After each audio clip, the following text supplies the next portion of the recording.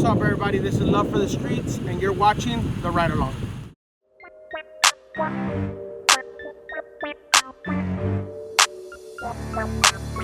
Ride with us, slide with us, come vibe with us. Stay cruising with real hitters and dime pieces. Ain't nobody else comparing to the things we on. You got love for the streets, why don't you ride along? Ride with us, slide with us, come vibe with us. Stay cruising with real hitters and dime pieces. Ain't nobody else comparing to the things we on. You got love for the streets, why don't you ride along? So today we're out here in the City of Champions, Inglewood, California, and today we're featuring this beautiful car. It belongs to a good friend of mine, and I'm gonna let him introduce himself. How's it going? My name is Ronnie. This is my 96 Impala Super Sport, named Victory Lap. I'm from Highclass Car Club. Hope you enjoy it.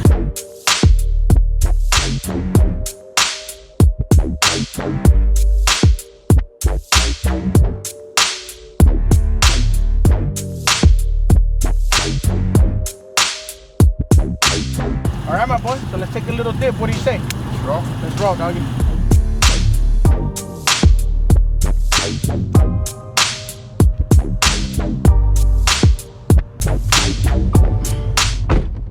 Oh, yup.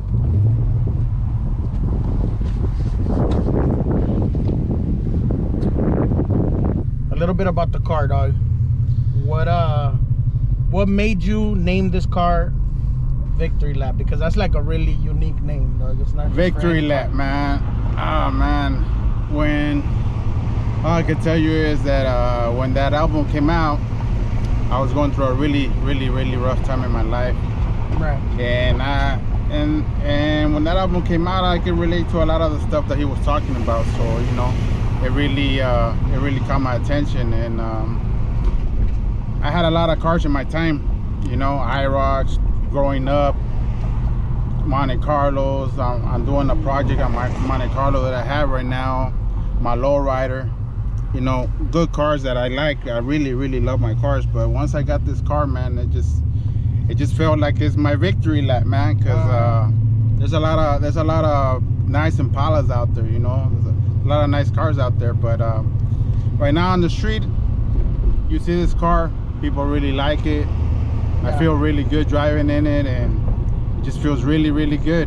Like it fits you, like it's something that you like. It's like a it's the cars that I grew up with, man. Going to high school, looking at people driving these cars. That's the one that you wanted as a kid, as a young kid, man. The Monte Carlos, the IROCs, the Impalas, you know. I feel you. It's what we grew up to.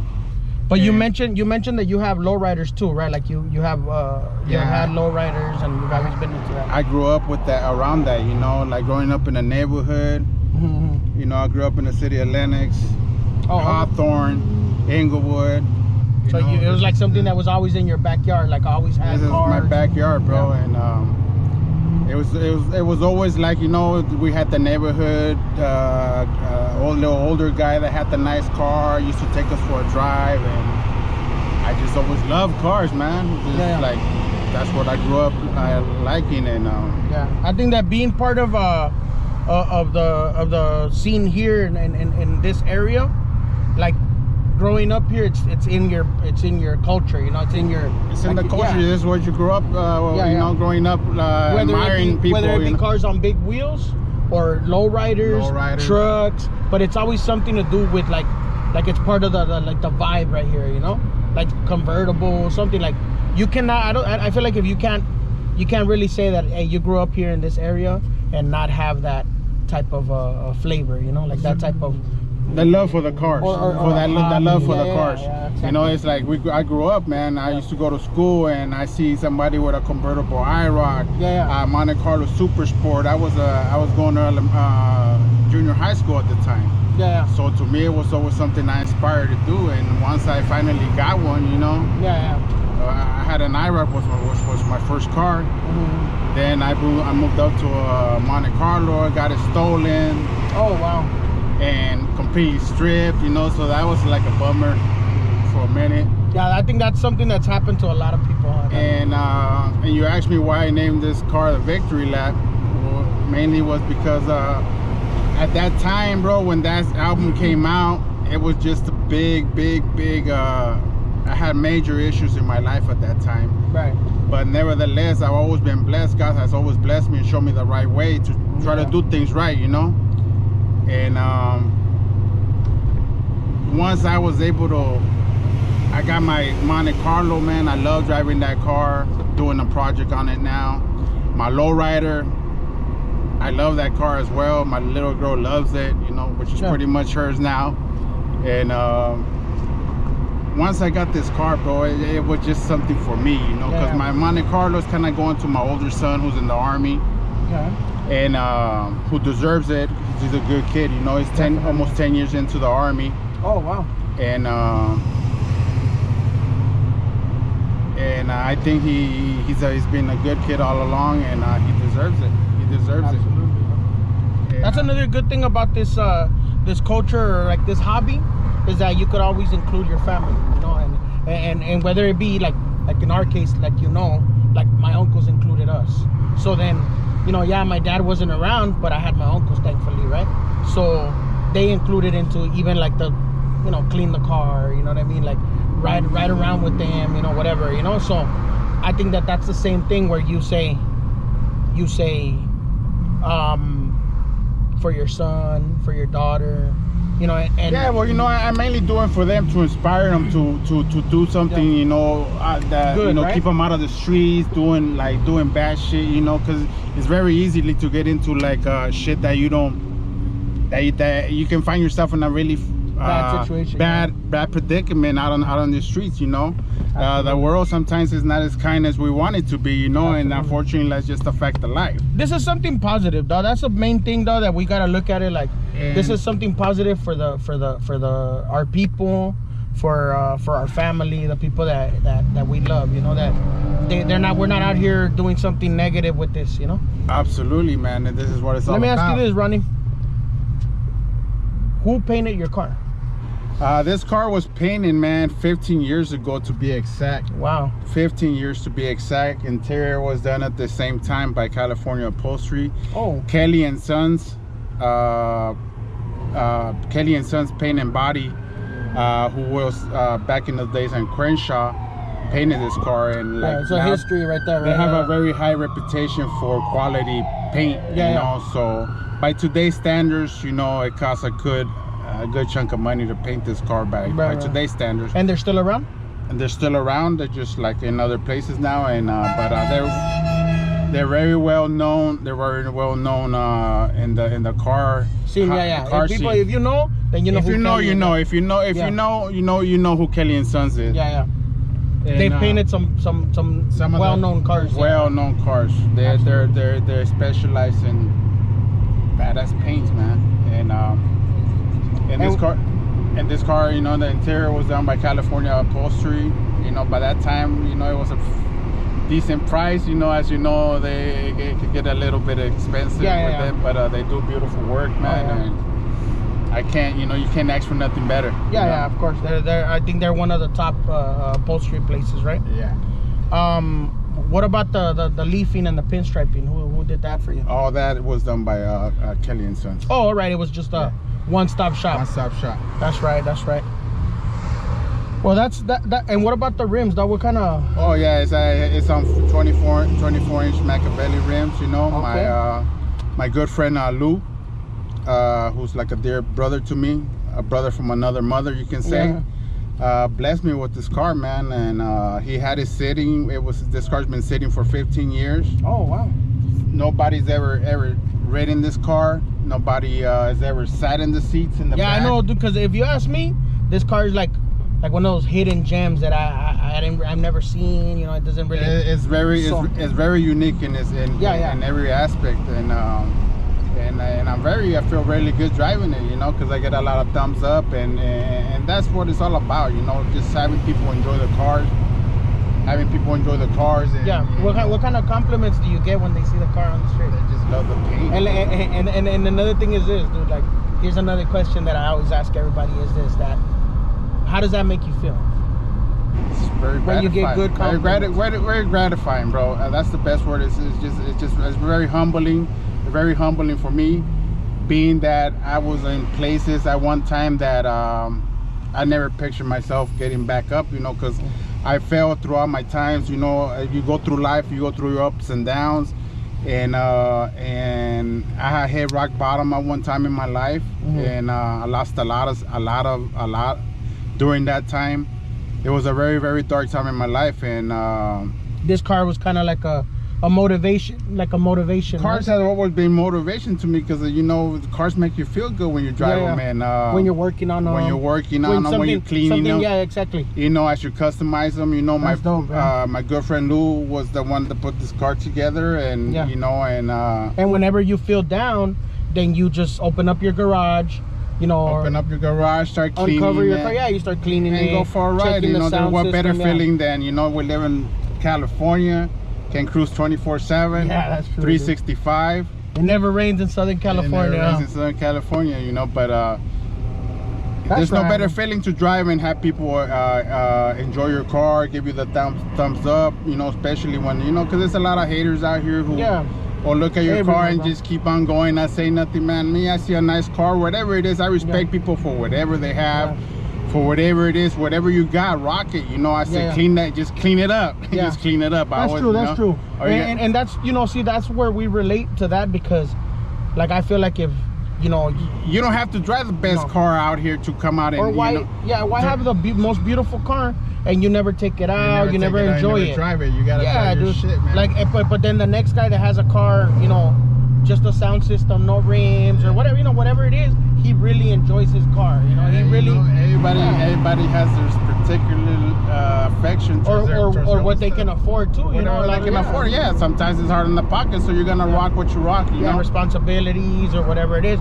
But I think that the main thing is that you do it from the heart, that you're not doing it to prove anything but to yourself, maybe, you know. You know, I got this car a few months ago, man, and like I said, I already known about this car. It was sitting for a while, and you know, and I had seen it 5 years ago when I got Skittles, my lowrider, and it was just a car that I always liked. I said, man, but you know, as you say, you know, it's always money, it's a monetary issue. But by the grace of God, I've been blessed, like I said, to be able to like go out and have my boy Lou bless me with this car, you know. He's blessed our family for a cool minute now, you know. So he's a very good friend of mine, and you appreciate that. And I appreciate that, because he showed me love, you know. If it wasn't because of him, I wouldn't be sitting in this car. Absolutely. And I'm very grateful for that. But mainly, you know, it's the victory lap part is, to me, is just like, when I get in this car, it's just my car. I get to enjoy it. Not too many people really get to sit in this car. So I'm lucky to be in here, right? Nobody besides my daughter has really ever sat in the car, in that passenger seat, bro. And that's what the show's about. You know that, because we want to get that backstory. Like, it's not just any car to you. You know, it's not just any car. So that if they happen to see this car out on the street, then they know, like, oh man, like that car has a beautiful story behind it, you know. Or it's a good story, bro. Yeah, you know. Nobody's ever driven this car but me since let me ask you this, Ronnie. Also shout out to Big Will. Big Will, he was the first owner for this car. Oh, all right. We bought it from him, and we made it to what it is now. Yeah, it's a process, right? So, what are your plans for the car, like future plans? Well, for this car, as you know, every car is always something. No car is perfect. You know, no car is perfect. There's always little flaws to it, you know. So as right now, you know, I'm just probably gonna get the rims re-chrome, the lip re-chrome, clean up the engine up a little bit, the engine compartment a little bit, really good. You know, just get in there with a toothbrush, you know. Micromanage the engine there a little bit. The engine runs good. It has 69,000 original miles, and it runs good. I don't see any reason to mess with it, you know. If it ain't broke, like they say, why fix it, you know. Exactly. And but other than that, just minor little details, you know. Other than that, this car is pretty much done. I might eventually do the trunk, you know. But it's system. But it has a nice sound system. Everything works perfectly. So and you notice that as we get older, It's not so much about how loud it was when we were young. You just want something clean. Yeah. You just want that clean like stuff. before it used to be, I want everybody to hear it. Now it's like as long as I hear it. I want them to hear me coming. Yeah. Oh, absolutely. And I noticed that these cars specifically, they have a big trunk. Dude. Yeah. So that right there, you know, your mind starts working and you're like, okay, I could put, you know, this size in 315s in the back. And it's like this like sickening bass, you know, because at the end of the day, our generation comes from that, like bass, you know, like those 1980s. Yeah, you wouldn't understand what the person was saying, but you heard the bass just booming, you know. Like it's everlasting bass, you know. And let me ask you this, Ronnie, another question. I know you're into lowriders, and obviously you could appreciate cars, right? Like period, right? But here's a question that I have: is this, or the cars that you already have, is that your ultimate build, or do you have something that in your mind that you say that's the car that A, I want to build, or B, I want to buy, whatever it is, right? Like I like, the question is this, like one car in particular, you know, I could tell you myself, you know, I want a 61 convertible, you know, that's since I was a kid, since I was 9 years old, I remember first time I laid out my eyes on a 61 rag, that was it for me. Like I've seen other beautiful cars, don't get me wrong, but that's the car from, that's like the Eleanor, you know, my Eleanor, you know, Eleanor, yeah, of course. That's my Eleanor. Okay, well, to me, I grew up in the 80s, you know. Okay. I grew up in the 80s. That was my childhood, and I just love that era of cars, man. It's just those IROCs and the Monte Carlos. And right now, as you know, my Monte Carlo, aka G Money as well, it wasn't in bad shape, but it wasn't where I wanted it to be. So to me, right now, I'm building that car from the bottom up, and eventually, hopefully, I'll get it to where I want it to be. Yeah. And to me, the G body. But as far as like lowriders and old school rags, to me, the 1960 rag is probably my ultimate goal. Eventually, a 60 rag, just simple, clean. All right. Preferably maybe in a silver color with chrome, you know. Something simple, clean. That's your target right there. That's my target eventually. You know. And you know what's cool about that?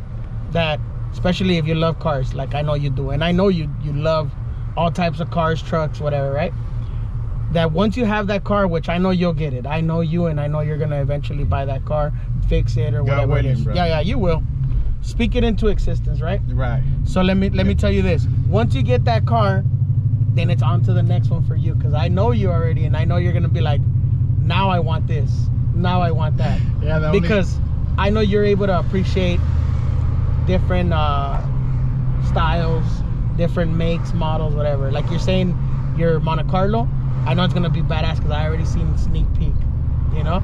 But I know once you get your 60, that's gonna be another beautiful car. I know you will. And then there's another car, and then there's another car. I know that. And that's the bad. It's a really bad addiction, man. But I'm glad it's an addiction where you can actually see where your money's going. You know. And they say that cars are the worst investment ever. I don't think so, man, because like cars have gone up in value so much nowadays, you know, where people are just, they're hungry for the cars, whether you're riding in an Impala, 1960, a 59, a 61, a 62, G-bodies, you know, Cadillacs. G-body Cadillacs, Lincolns, people who would have thought that in whatever 2003, 2004, you know, whatever, like when Lincoln was making these town cars, that was gonna be quote unquote the last lowriders, you know, they made. Right. Who would have thought that? Yeah. And that's the thing, that nowadays people are just hungry for them cars, man. So they're out there looking for them, which is bringing the prices up a whole lot, and you know, which is retaining the value. So right now, when you put a little money into a car, you're not gonna lose. A lot of say it's a bad investment. The way I see it, if I could see it, my money's right there, you know. And so I don't think cars are bad investment at all. You know, it's just how you go about it. You know. And I mean, it's like this. If I wouldn't have seen on one of these shows that the auction shows, that a type of car that I probably would have never took a second look at, went for, you know, $500,000, $250,000. Right. I mean, if I would never seen that, then I would still be kind of like hesitant. But I seen that and I said, damn, who would have thought that type of car? Yeah, who would have think that that a 64 Impala just done undercarriage, pumps and sounds, you know, and paint job will be costing close to $200,000 nowadays, you know, and so. I mean, I see like this. It's a beautiful investment. It's a beautiful hobby, and I see this going on for years and years, bro. Yeah, I don't see it stopping anytime soon, you know. Not at all. Like I grew up. I hope not. Yeah, well, you know, we grew up in the '90s, you know, going to the car shows back in the days, and you know, when it was really crazy, you know, to go to a car show, you know. When it was really fun or really crazy. Or really crazy. It wasn't no in between. It was like two sides. Like I remember doing my or hitting Crenshaw back in the '90s. You know, I used to check Crenshaw up in my older Monte Carlo, my first Monte Carlo that I got. I used to just enjoy just going from Inglewood, Lenox, and Hawthorne, just riding down Crenshaw to Beverly Hills. You grew up in the time and the area that it was always fun. Yeah, and there was a lot of crazy stuff going on at that time as well, you know. And sometimes that is why, you know, I call this car Victory Lap. I have a friend, not to interrupt you, but I have a friend that he grew up in East LA, gangbanging, you know what I mean, whatever. And now, thank God, you know, obviously I like to say it's, you know, it's because of that he has an Impala fixed up, done up, and he's able to cruise the same streets that he used to run into. Yeah, exactly. And then I tell him, look, my boy, that's a blessing right there, bro. It's a blessing, bro. Think about all the homies that we've lost, you know, on their side and on our side, whatever, right? And now you're able to say, damn, dude, like I survived that. I'm doing good, you know what I mean? Like I'm blessed. And I'm able to cruise the same streets that back in the days I used to walk and be afraid to get caught slipping or whatever. And now I'm cruising these streets, you know? Cruising the streets and being affiliated with people that you might eventually be shooting at, you know? Or getting shot at by. And because of this. Because of the car scene, a lot of people have come together and, you know, put all that bullshit aside for a minute and just enjoy being out, you know? And that's a blessing, bro. That's a blessing. And yeah, you gotta be thankful for that. All right, Ronnie, so let me ask you this question. Very important question. Why name the car Victory Lap? Victory Lap, man. Like I told you earlier, bro, early 1918, I came through, everything was going fine for me. Money was good, progress was good. And I ran into a brick wall, bro. I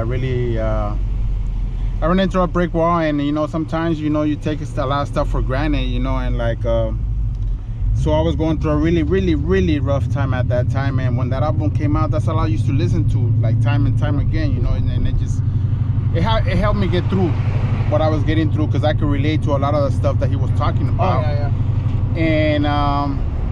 And getting in this car, bro, right around that time as well, you know, now that I got this car,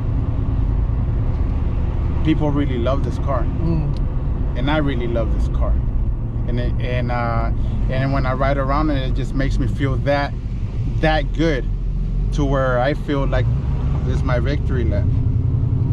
You know, after going, you know, I'm very lucky to be here. You know, it's like as we spoke earlier, you know, we grew up in a really rough time back in the 80s and 90s, and we survived. And we survived, bro. I could be possibly very easily, I could be dead or in jail. That's right. And when I get in this car, people love the car, and I feel like this is my victory lap, bro. That's right. You know, and so I think that's something that's very relatable to a lot of people, and sometimes you don't know the importance of something like that, you know, like the music, the message. The message, exactly. Yeah, because a lot of times people overlook it, and you don't know what it's gonna do for the next man, right. You know, like what that album, that you know, whatever it is, that car, whatever it is. And that man always spoke very smart. Man, he was very smart at what he did, man. There will never calculated. And unfortunately, no, he got shot in front of his own store as well. And very sad. Yeah, the reality of life and where we live, you know. So it teaches me not to take anything for granted, you know. To me, it's an eye-opening experience. Because we've seen other artists pass away, whatever, but just the way he was, his vibe, and what he was doing for the community, bro. You know what he was doing for the community. That's very respectful in my book, anyway. In my personal opinion, that's very respectable and honorable, as you say, you know, and that's pretty much. Well, I'm glad that we're able to that's important, though, that it's something that it's an important. You can't forget people like that, exactly. bro, you know, because they were making a difference. They were trying to do something good for the community. And unfortunately, the reality that we live nowadays is that you always got to be aware of your surroundings, and, you know, and just like, you know, you can't just walk out there, you know, with your head down. You got to, you know, still stay on your toes regardless of the fact, you know, because there's always somebody out there trying to get you, you know, one way or the other, you know. So but for the most part, I try to surround myself with people who are on the positive, you know, good energy, you know, because I believe very highly, like he says, that whatever you put out is what you're gonna get back. And no matter what you do in life, if you think you got away with something, sooner or later it'll catch up with you, and that's a damn fact. And I think that to add to that too is that we are conscious that whatever we put out, we get back, right? But we also look at it like, me personally, if I do something and later on it comes back to me, I don't stop and say, why me? You know, why did this happen to me? I stop and I say, finally it came back to me. You know what I mean? Right. And that's the reality. That's the reality of life, bro. And a lot of people tend to forget that, you know. Yeah, and it's definitely. Like, you gotta, you know, especially now with this coronavirus, you know, your uncle, who was very dear to me. I didn't know the man for a very long time, but in a short amount of time that I did get to know him, he made an impact in my life one way or the other, because when he died, it was really heartfelt for me. You know, it was really heartfelt for me. I had a lot of people. My cousin passed away from the coronavirus, bro. You know, and we live in a time where, like, reality is not what it used to be anymore. We live in it's a new reality. It's a new reality that we live now, and unfortunately, bro, when your uncle passed away, it really hit me really in a different way than when my cousin died. I didn't feel it as much because I never got to see him. But, you know, since they weren't letting you see people, but when your uncle passed away, the reality really kicked in on how the impact that this disease is having on our community and on the world, and you know, and it was very heartfelt for me. And you know, the bottom of my heart to your family, you know, my deepest condolences, because like I said, I felt it, so I know you guys, you know, really felt that impact. Honestly, and you know what, Ronnie, that I see like this, that a lot of times, dude, like, we stop and you say, why, you know, it's not this time, whatever. But I have this thing that I believe that when it's your time, it's your time. It's time to go. And I feel like if I just want to leave a lasting impression in people so that I won't be forgotten, I won't be, you know, and that's that. And that's the reality. And the only thing I ever want people to say, hey, you know what? That guy was okay. Yeah. That's the only thing. If anybody ever says nothing about me when I'm gone, my kids and they say, hey, your dad was a good person. Or he was cool. He was cool. You know, he was a cool dude, and I'm cool with that. You know, that's enough for me too. And but like as we said, you know, what you put out is what you'll get back. That's a guarantee in life. All right, Ronnie, appreciate it, my boy. Thank you for taking us on this ride along in your beautiful car. And ya sabes, aquí estamos. Much appreciated, brother. Much appreciated right here too, brother. I want to thank Love for the Streets. I'm very humbled and honored that you guys wanted to bring my car out on your shoot, and I'm very humbled and experienced by all, and I much appreciate it. I appreciate everything you guys do for the community, for all the car clubs. You know, you guys never forget about the little guys, and we're still the little guys, dog. I respect you guys for that, and thank you, brother. Thank you very much. I enjoyed the ride, and subscribe. Love for the Streets. Thank you, brother. Appreciate it. So there you have it. Make sure you guys subscribe, like, share the video, and stay tuned to next week's episode where we're gonna feature another badass car, and you already know this is the ride along. I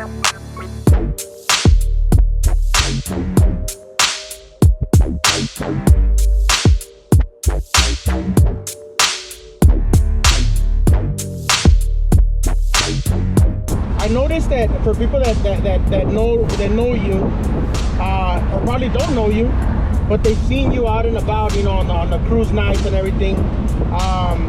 You're always rolling with your husband, right? Yeah. Is this something also that you wanted so you could incorporate, you know, for you guys to have your own cars?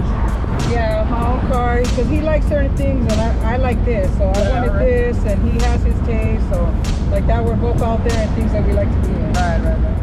Ride with us, slide with us, come vibe with us. Stay cruising with real hitters and dime pieces. Ain't nobody else comparing to the things we on. You got love for the streets, why don't you ride along? Ride with us, slide with us, come vibe with us. Stay cruising with real hitters and dime pieces. Ain't nobody else comparing to the things we on. You got love for the streets, why don't you ride along?